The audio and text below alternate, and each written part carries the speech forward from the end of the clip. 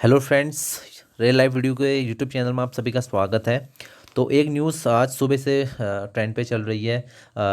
Group D और NTPC के examinations को लेकर पेपर की कटिंग है वैसे तो ये न्यूज़पेपर में, जिसमें साफ साफ लिखा है कि रेलवे ग्रुप डी भर्ती परीक्षा जिसका एग्ज़ाम पहले बार होना है, सीबीटी 1 होना है। एनटीपीसी का तो सीबीटी 1 हो चुका है, तो इसकी भी सीबीटी 2 की डेट थी 14 फरवरी से।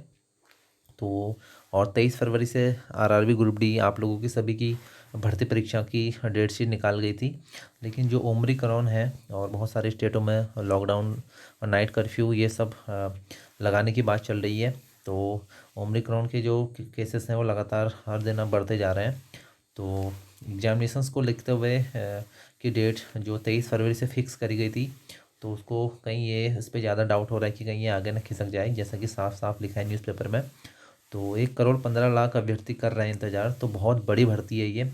1 करोड़ 15 लाख तो इसके फॉर्म भरे गए हैं, तो इतने बड़ा 23 फरवरी से होने वाले आप लोग के एग्जामिनेशंस के लिए तो इस पर फिर से कोरोना महामारी का खतरा मंडाने लगा है।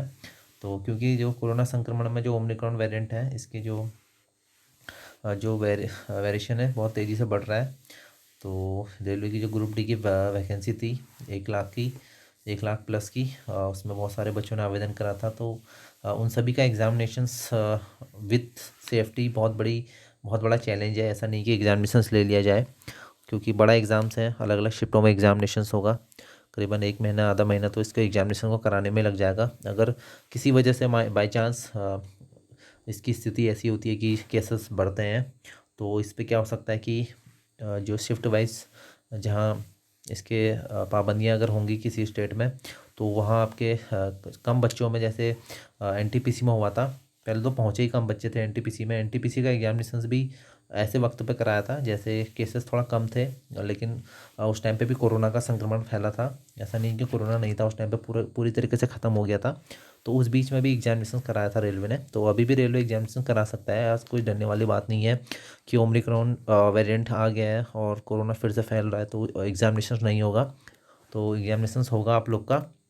बस ये एहतियात रेलवे कर सकता है कि आप लोगों के जो नंबर ऑफ़ कैंडिडेट्स हैं वो कम बुला सकता है, और जो नंबर ऑफ़ शिफ्ट हैं वो बढ़ सकते हैं। तो एग्जामिनेशन की जो डेट है वो थोड़ा सा क्या हो सकती है, लंबी चल सकती है। तो जैसे 23 फरवरी से स्टार्ट है तो लंबा चल सकता है इसका शेड्यूल। तो क्योंकि नंबर ऑफ़ जो कैंडिडेट होंगे उनको लिमिटेड कैंडिडेट बुलाए जा सकते हैं, और वैसे भी अगर दूर सेंटर होंगे और तो 50% ही उसमें आ सकते हैं। अगर ट्रेन वगैरह की सुविधा नहीं मिली तो बच्चों को, तो वैसे ही बच्चे कम पहुंचते हैं एग्जामिनेशन सेंटर में। तो लेकिन भर्ती बड़ी है, तो इस हिसाब से भी बहुत सारे बच्चे इसमें जाएंगे पेपर देने। तो पहले तो एनटीपीसी का एग्जामिनेशन होना है, उसके बाद फिर आप लोग का ग्रुप डी का एग्जामिनेशन होना है। तो लंबा एग्जाम शेड्यूल है और बहुत बड़ी भर्ती है, तो एक तरीके से चैलेंज होगा, और रेलवे इस चैलेंज से निपटने के लिए तैयार है। क्योंकि रेलवे ने सब सोच समझ के ही ये फॉर्म, जब उसको पता था कि कोरोना का वेरिएंट निकल गया है, तो पहले ही पता चल गया था ओमिक्रॉन का, कि तभी मॉडिफिकेशन लिंक दी। मॉडिफिकेशन लिंक के बाद आप लोग का तुरंत एग्जामिनेशन डेट निकाल दी। तो थोड़ा एहतियात के साथ होगा एग्जामिनेशन, लेकिन एग्जामिनेशन होगा ज़रूर। थोड़ा सा रेलवे उसमें सख्ती दिखा सकता है एग्जामिनेशन लेने में। तो आप लोग भी ध्यान दें, बेफालतू बाहर ना निकलें, भीड़ वगैरह में ना जाएं, अपने आप को सुरक्षित रखें। क्योंकि अगर आप लोग संक्रमित हो जाते हैं तो आपका एग्जामिनेशन देना तो वैसे भी मुश्किल हो जाएगा। अगर आप इन्फेक्टेड हो जाते हैं तो एग्जामिनेशन में शायद आपको ना बैठने दिया जाए, और हाई टेम्परेचर वगैरह अगर, क्योंकि एग्जामिनेशन से पहले टेम्परेचर क्या होगा कि टेम्परेचर नापा जाएगा, और किसी वजह से आपका टेम्परेचर ज़्यादा निकलता है तो आपको बाहर कर दिया जा सकता है एग्जामिनेशन में। हो सकता है कि फिर दूसरा चांस दे, लेकिन चांस मिले ना मिले उसकी कोई गारंटी नहीं है। तो आप लोग अपने सेहत का स्पेशली ख्याल रखें, और इस बीच तैयारी जम के तैयारी करें, अच्छे से तैयारी करें।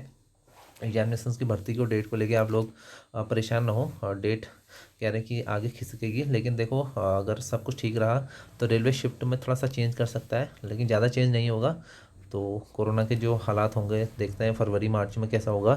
केसेस कम भी हो सकते हैं, बढ़ भी सकते हैं, वो तो फरवरी क्या महीना बताएगा कि केसेस कितने ज़्यादा होते हैं कम होते हैं। लेकिन केसेस बढ़ने के साथ साथ भी ऐसा नहीं है कि पूर्ण लॉकडाउन लग जाएगा। आप जिस 2000 मार्च में लगा था जैसा 2020 में, तो ऐसा नहीं कि पूरा लॉकडाउन लगा देंगे।